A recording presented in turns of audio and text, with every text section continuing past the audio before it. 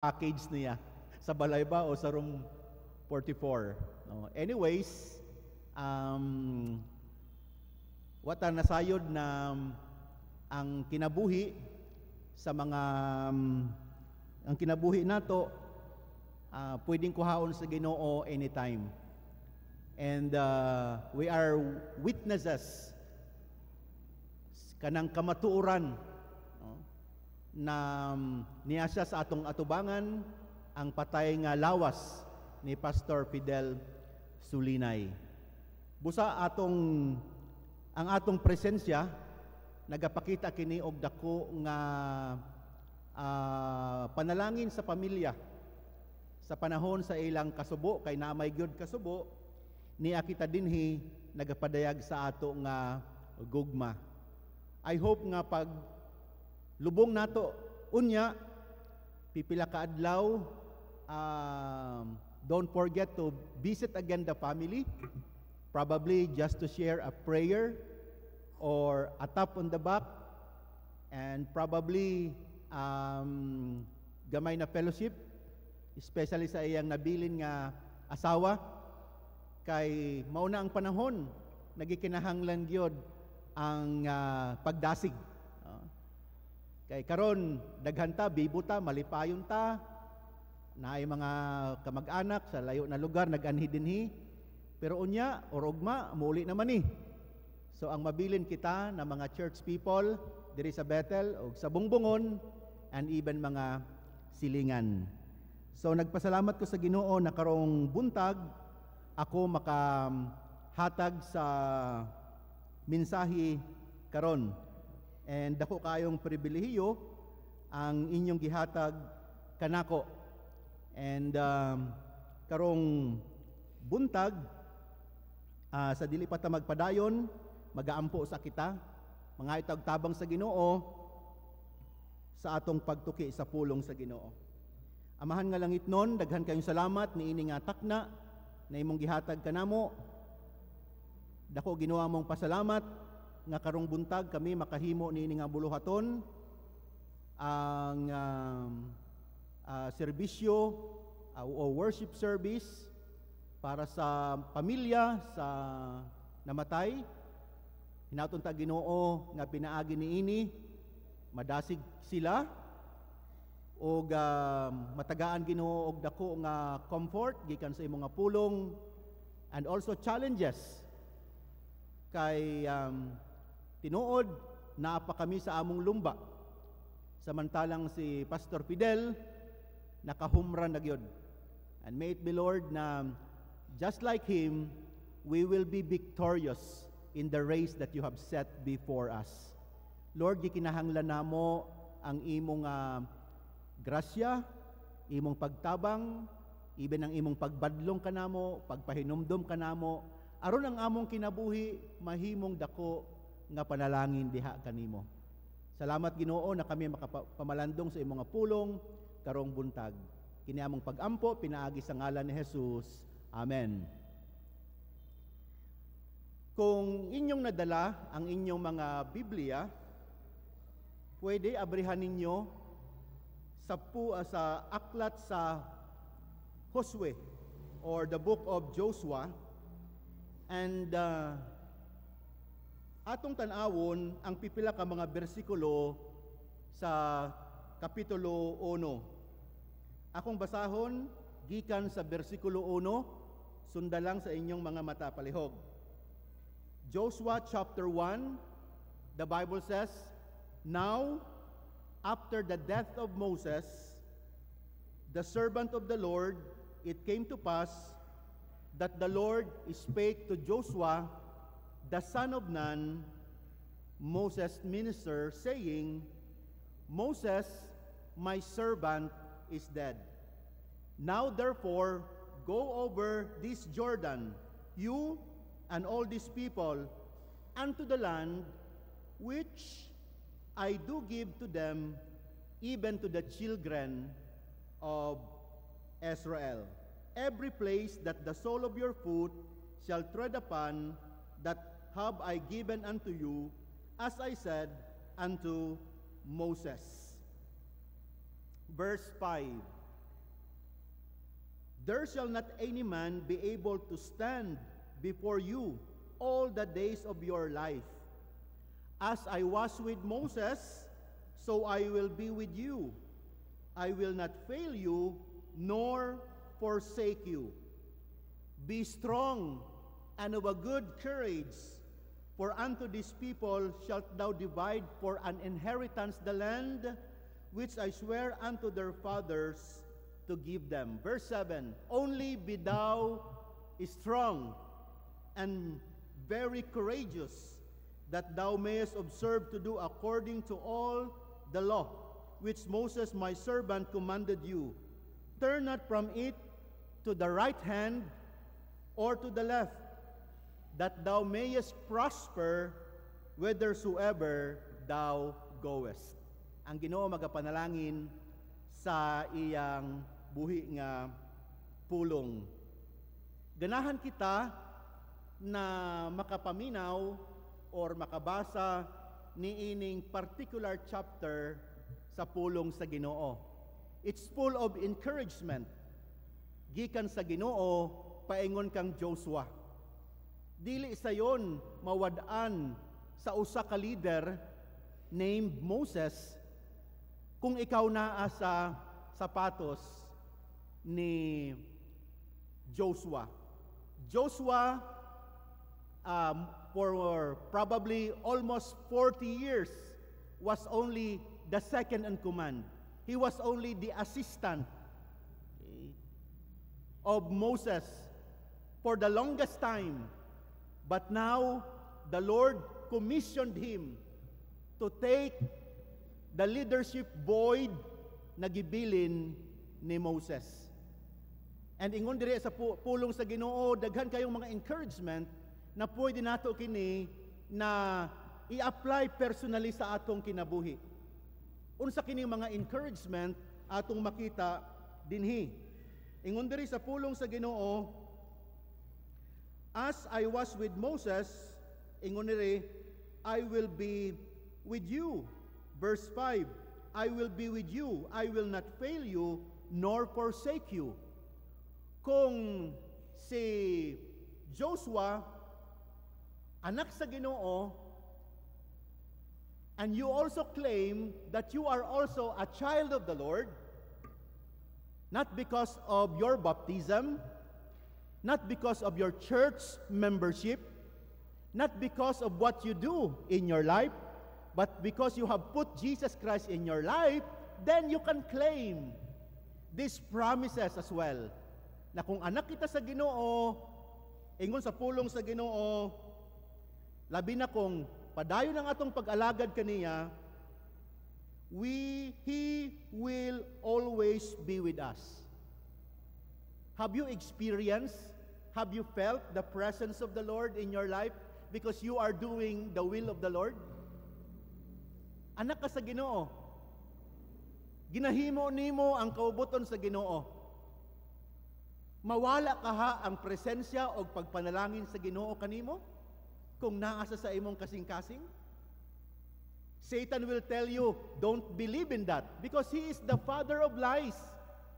But God Himself and this word tells us that He will be with us and He will not fail us. Yan ang tatak Ginoo. Mauna siya ang label sa atong Ginoo. Ang tao pwedeng magbiya kaniya, pero siya dili magabiya kanato. Let us be comforted that even though Pastor Fidel is not be with us, probably naghila kita, wala na iyang presensya, hey, Jesus Christ, the Holy Spirit, and God Himself will play the role na iyang gibilin para kanato. Kung wala pa gyud nato natagamtaman na sa atong kinabuhi. Kung wala pud ta kabalo ni ana.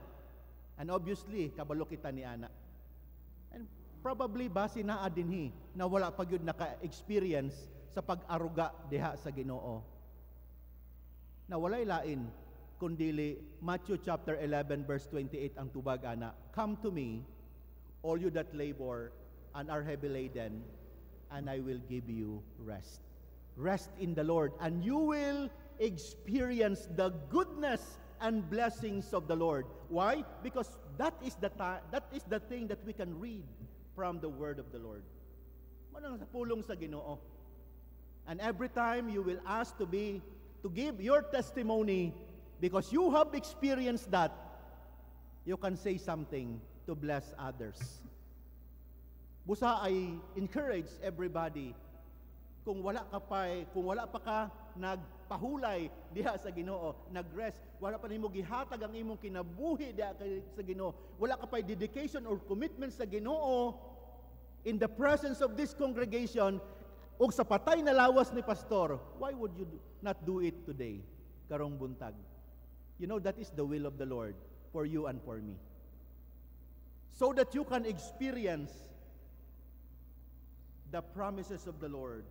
Then, padayon kita, ingon diri sa pulong sa Ginoo, be strong and of a good courage. Nga naman gikinahanglan ni Joshua to be strong and to be courageous. Igsuon, kung ikaw anak sa Ginoo, ayaw pagpaluya-luya.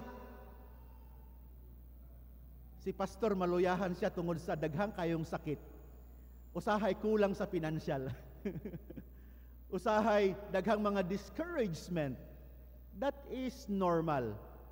Pero ingon sa pulong sa Ginoo, though our outward body is getting weaker and weaker, yet our inward self, our spirit, because ang tag-iya sa atong kinabuhi, the temple of the Holy Spirit is atong body, naa siya diri kanato, dili ta pwedeng magpaluya-luya.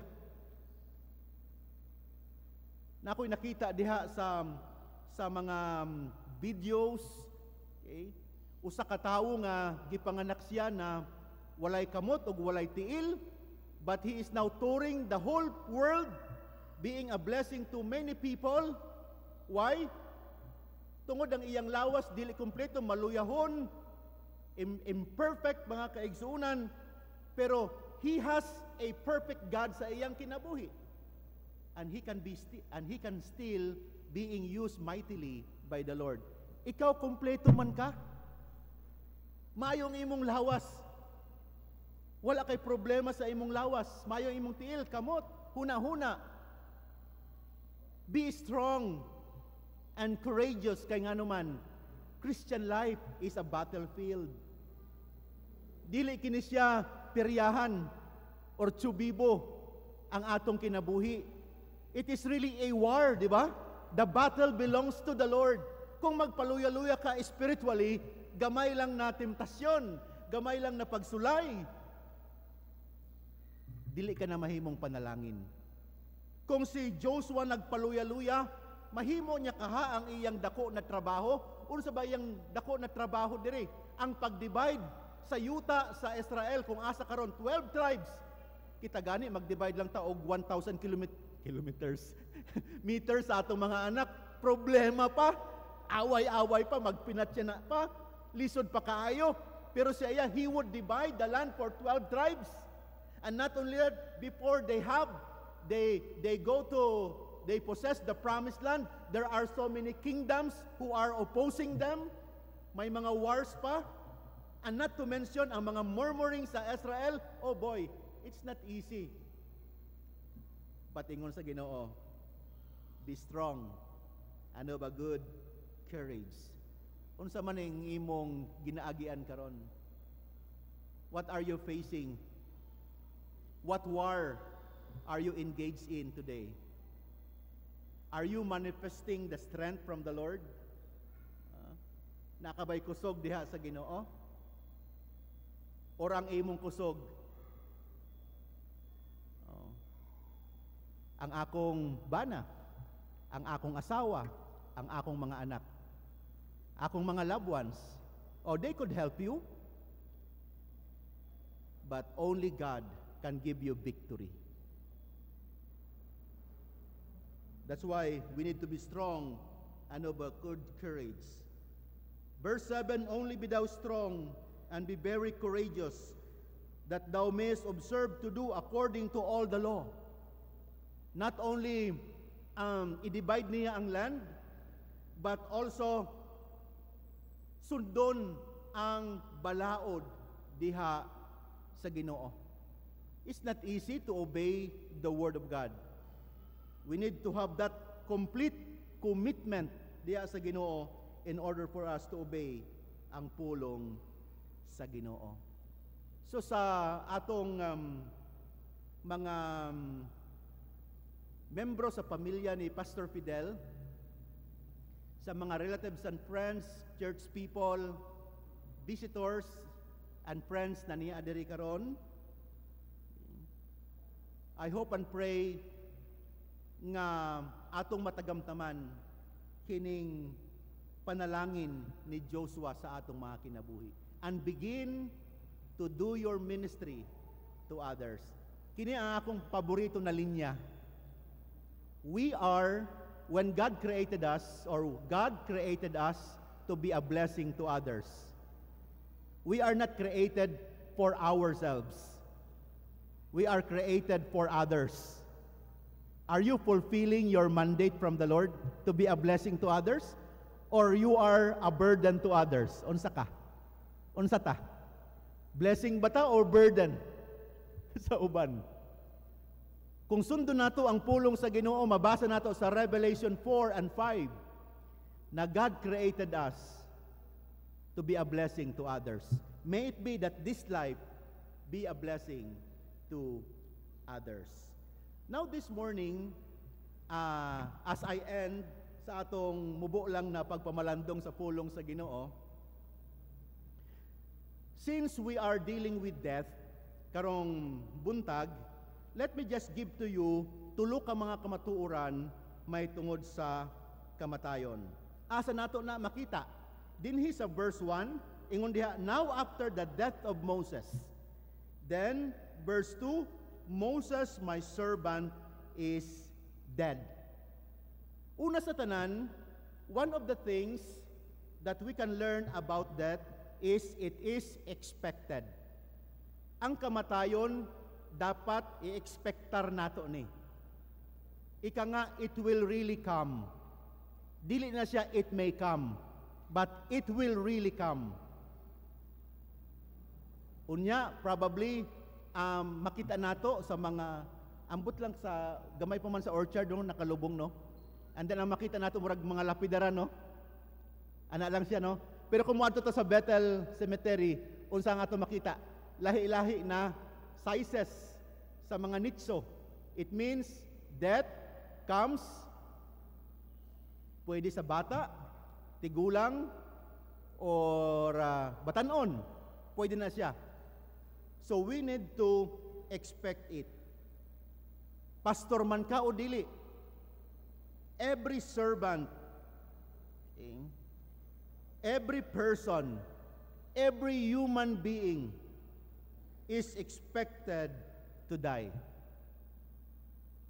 Inaro sa nako, every pastor is also expected to die. Naghimo ko research, naabay tao, naabay servant sa Ginoo na wala gyud siya namatay. Ang akong nakita na usa si Elijah. Elijah did not die in 2 Kings chapter 2 verse 11 because he was raptured by the Lord. Kinsa pa ba? Napabailain na wala namatay? Si Enoch. Murag si Enoch ba? Wala ko na research to siya. Pero si Elijah, wala siya naka-experience ni ini. Ngano man mamatay ang tanang tao or even pastor. Ngano man, because death is an appointment. Hebrews 9:27, for it is appointed to men once to die. Appointment nato kana, and nobody gonna miss this one. We are drawn closer to it every day. Unless the Lord will come today or soon, those who are saved will not experience death. And that is a fact. Makita nato na sa 1 Thessalonians chapter 4. Manong gitawag nato na rapture. Since we don't know when, how should we live our lives? So wala ta kabalo kung kanus ata mamatay, kanus amo balik ang Ginoo, So ang challenge karon, ang pangutana karon, how should we live our lives? Anig soon, dili na ta maglayo. Naadiri si Pastor Fidel. Have you seen his life? How he conducted his life? Yes, it was far from perfection. But probably more than half or more than almost one whole, almost perfect, shall I say, ang iyang kinabuhi. The way when I met him, when I was with him, nakita nako mapailubon, matinagdanon, buutan siguro. unsa man nato nakita na maayo sa iya. That should also be our encouragement to live our own lives. Ang nakita nato na maayo, atong tumanon. Ang wala nato nakita na maayo, bayaan nato. Naay pastor nagsulti nga nagamit siya og ilustrasyon ba sa usa ka isda, probably bangos. Tanan na pwedeng makaon atong kaunon. Ang mga tunok atong ilabay. So yung mga pwedeng makanon sa kinabuhi ni pastor, atong kanon. Ang dili atong ilabay. And in order for us to learn that, ingon diri sa verse 7, we need the strength to study and to follow the Word of God in order for us to meet, when we meet our final judge. Diba? And the judgment, ingon dito sa Hebrews chapter 9, unsa ka ang isulti sa Ginoo kanato? Pass ba ta or fail sa atong Christian life? Hinautunta na pasa kita. No? Pasar kita diha sa Ginoo. So, death is expected kanato. And kanus ata magsugod na maghimo sa mga butang na makahatag og himaya sa Ginoo. Dili ugma kun dili karon. Karong adlaw ta magsugod, dili ugma. If you are planning to do something wrong tomorrow, and nakapaminaw ka sa pulong sa Ginoo karon, pwede ba nimong walaon to siya? Pananglitan ugma, mutaya ka dito sa swertres ba? Pwede ba nimong walaon na karon because dili na maayo sa Ginoo? Kay sundon man ka nato ang pulong sa Dios. Unsa ang atong hunahuna na dili maayo in the future, will put at doubt and begin to live a life sama ni pastor. If that is our commitment to the family, to the Lord, and to the community. Why? Because death comes anytime. And hindi ta maulaw sa pag-atubang sa atong final na huwes. Kay nga naman, ang iyang isulti ka nato, thou good and faithful servant, welcome. So igsoon, death is expected. Number 2, it is the ending of our service here on earth. Ang kamatayon signals the end of our service. Ang iyang mabuhat. Pero actually dili. Kung maayo kang tao, and even na dili ka maayong tao, may service ka. Good or bad. Kaya nga naman, karon patay naman si pastor, di ba? Pero napatay serbisyo, nagawali kita. Tungod na siya dinhi. And in spirit, he is also doing this ministry para kanato. And I hope na bisag wala na siya, di na siya makawali, pinaagi sa iyang kinabuhi, nagihapoy maluwas o madasig. Even patay na siya, nagapadayon pa ang iyang pagwali, pag-minister. Pero, di na siya makaadtong water district, di na makaadto sa rodyon na hapit siya matumba tungod sa iyang mata, maka-attend sa PPS, makawali, makasimba, di na gyud. Tapos na. Muabot ang panahon na ang imong trabaho physically mawala pod. Karon kusog pa ka. Pwede ba mag-alagad ta sa Ginoo? Igsoon, kung naa ka diri, dili ka nag-aalagad sa Ginoo, pwede ba mag-alagad ta sa Ginoo? Para mahimong mapuslanon ang atong kinabuhi. Para mahimo kang panalangin. Para makadala ka og mga tawo dito sa langit, dili sa impyerno. This is this is the reason why we have these messages. We have preaching. Because someday our life will end, our task will end, our assignment will end. And I hope na bisag usa makadala ta og kalag sa tiilan diha sa Ginoo. Ang pangutana karon, pila man ang edad ni Moises sa namatay siya? According sa pulong sa Ginoo, it's 120 years. So 35 ang akong edad karon. Joke lang to. So 40, 50, almost 53. Okay, 53. Makaabot pa ka ako sa 120? Brother Badahos, makaabot pa ka ata? Ang pinaka-old na tao namatay December 29 last year, 116 ang iyang edad from Japan. Okay. Pero karon medyo luya na gani, no? Daghan ng sakit. Pero si Moses 120. And ang iyang kinabuhi natunga sa tulo. 40 years in Egypt where he served his father, Pharaoh. And then another 40 years where he served his father-in-law, Jethro. Or probably brother-in-law, kini si Jethro, takabalo kung unsag yun. And then another 40 years where? Asa man? Ang last 40 years, asa nag-spend? Sa wilderness, di ba? Wilderness. Serving God, the Father. So tulo ka fathers. Pharaoh, I think dili maayo, pero gigamit sa Ginoo. Jethro, panginabuhian, naminyo sa diha, pero ang pinaka-the best, when he served the Father God, in 40 years, ang pangutana ko, how many years do you serve the Father God? Pila ka tuig na ang imong pag-alagad sa atong Amahan sa langit? O ang pangutana, nag-aalagad ba ako diha sa langit? Matagamtaman nimo ang kaayo sa Ginoo when you do that.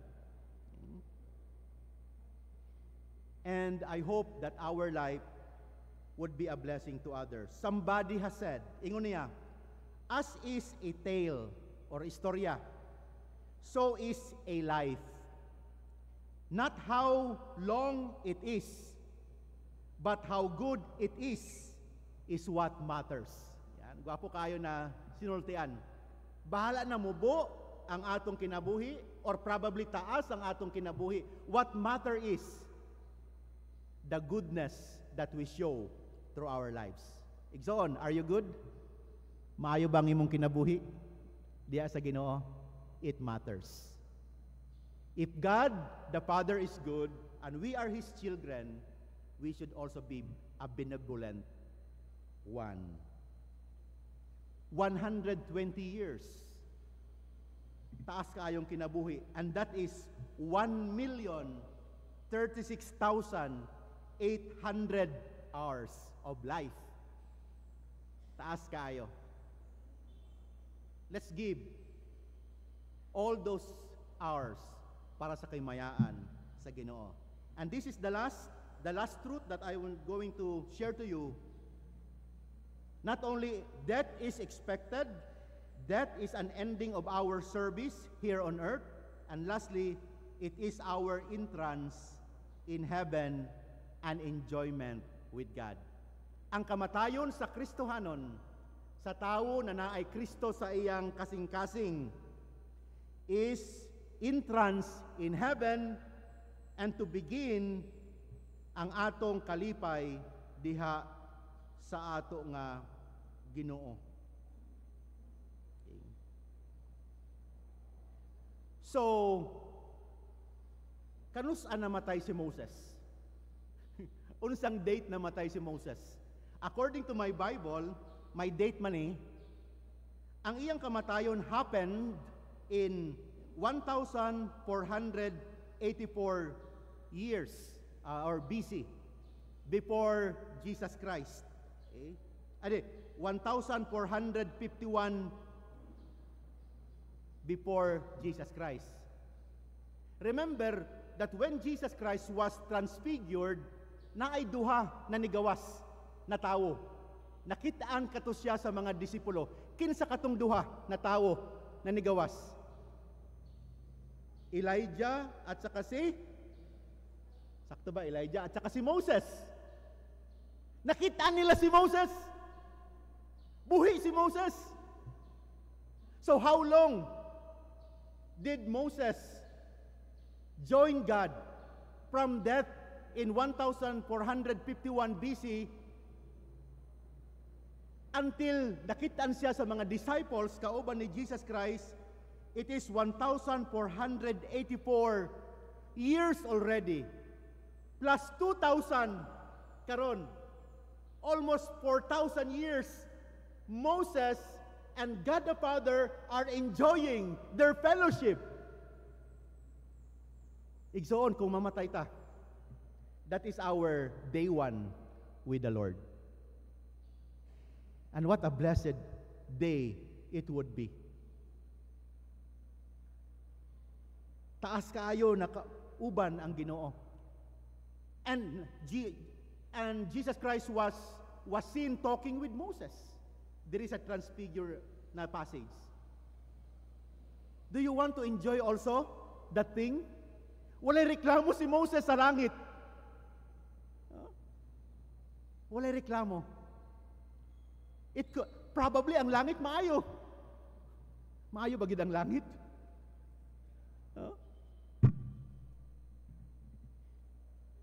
Ingon ganin ako, it is our entrance in heaven ang kamatayon and enjoyment with God. In my Father's house are many mansions. Ang naghimo sa mansion, ang perfect nga carpenter. Si Brother Ricky, hapit na siguro mag-retire sa among hospital. Pero kung pangutanon ako, ipadayon pa ba ito? Si Ricky, extend ba nato siya until 100 years old siya? Kung tubag, yes. Kaya nga naman, maayos siya na panday. Pero how much more ang atong Ginoo?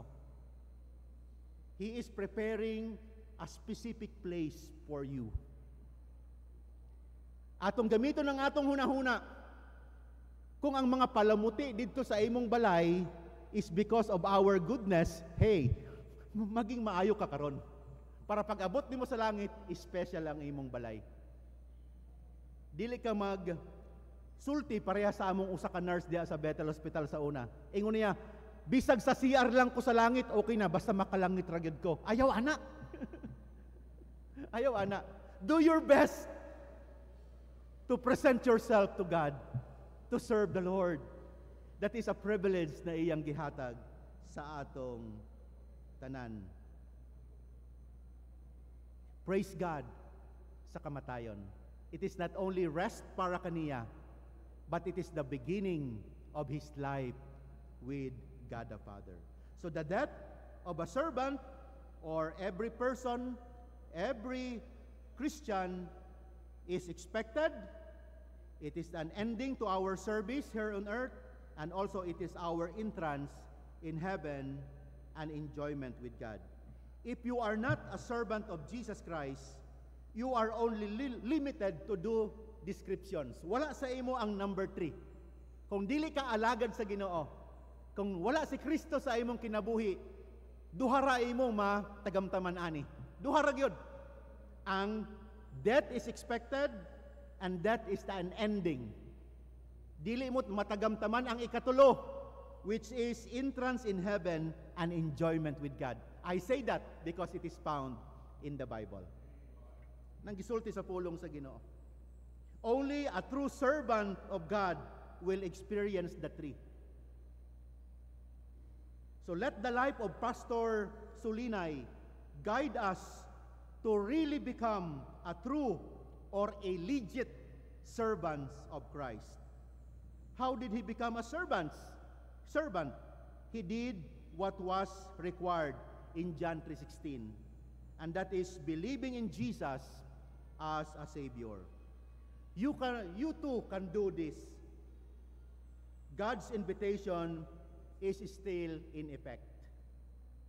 Come to me, all you that labor and are heavy laden. Our Heavenly Father, we thank you for your word. Salamat, Ginoo, sa katahom, Ginoo, sa imong nga pulong. Salamat sa paggamit nimo, Ginoo, kang Joshua na iyang natagamtaman, Ginoo, ang kaayo nimo, because he strengthened himself for the battles ahead of him. Nasa relasyon kanimo, and I believe he too is enjoying his stay with Jesus Christ in heaven. Just before I close in prayer, mga kaigsuunan, kung wala pa nimo nadawat si Jesus Christ sa imong kasing-kasing, wala ka pa naghinulsol sa imong sala, si Jesus Christ dili pahari sa imong kinabuhi. Are you willing to commit your life to Jesus Christ today in the presence of the holy angels of God and even in this congregation? If that is your decision, that is a noble and the best decision that you could ever make. May you can follow this prayer kung gusto nimo na ipadayag ang imong pagsalig diha sa Ginoo. You can follow this simple prayer. Lord Jesus, I know that I am a sinner. I'm not worthy to be accepted, but you died for me. I now put my trust in you. I believe in you that you died for me. I receive you as my Savior. And beginning today, my commitment is I make you Lord of my life. Bless your word, Lord, in Jesus' name. Amen. Good morning and thank you very much. Amen. And praise the Lord sa iyang pulong na ito nadunggan karon nga buntag. Ug daghang salamat, Pastor Carmi. And karon nga buntag sa atong pagpadayon na atay duha ka special numbers, no, nga madunggan gikan sa Rose of Sharon, Manolo. Then after will be Brother Mark Unahon, Mark J.